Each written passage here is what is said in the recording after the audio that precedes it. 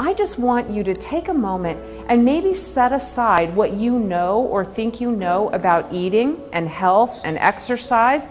Just set that aside for just a few moments and see if you can begin to think about these things in a somewhat different way. If you're eating because you're sad, mad, glad, stressed, or bored, or because you're celebrating, or because you see food, or because there's free food, or because you paid for it, which is kind of funny, isn't it? If you paid for it, you have to eat it all, but if it's free, you have to eat it all? So if you're eating because you're sad, mad, glad, stressed, or bored, what do you feel like eating? See, this is when I like to throw a little 3-ounce piece of salmon on the grill. Not.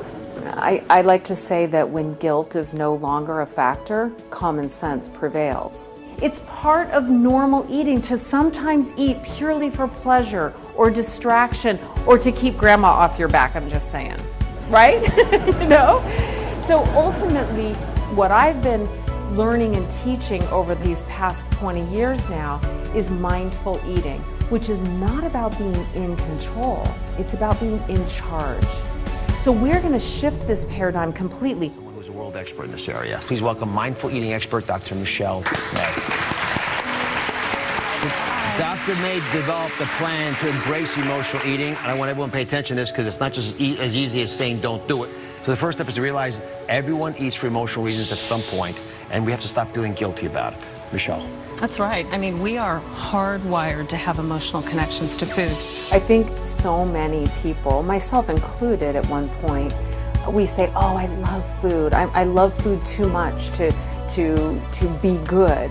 But the truth is that if we love something, we need to act like it. The purpose of eating is to live a full, vibrant life, that life you've always craved. I mean, she's incredibly professional. She has tons of information. She hits on really, really important points that most people need to hear. She put them in a way that it made me think, oh, that's so cool. That's right. This ability to respond is the difference between continuing old, well-worn paths and beginning to choose new behaviors. With the mindful eating, you're paying attention to actually what's happening in the moment, which is what we need.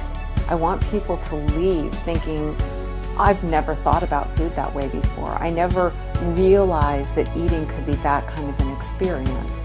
So I'd love to do a little interactive eating experience with my audiences, whether it's a full plated meal or a buffet or even just a single beautiful piece of chocolate. I'd love for people to actually experience mindful eating right there. We eat so that we have the energy to do the work that we want to do, the work that we're uniquely skilled to do, to be in relationship with other people, to have fun, to move our bodies. Eating is so that you can go out and do the things that you love to do.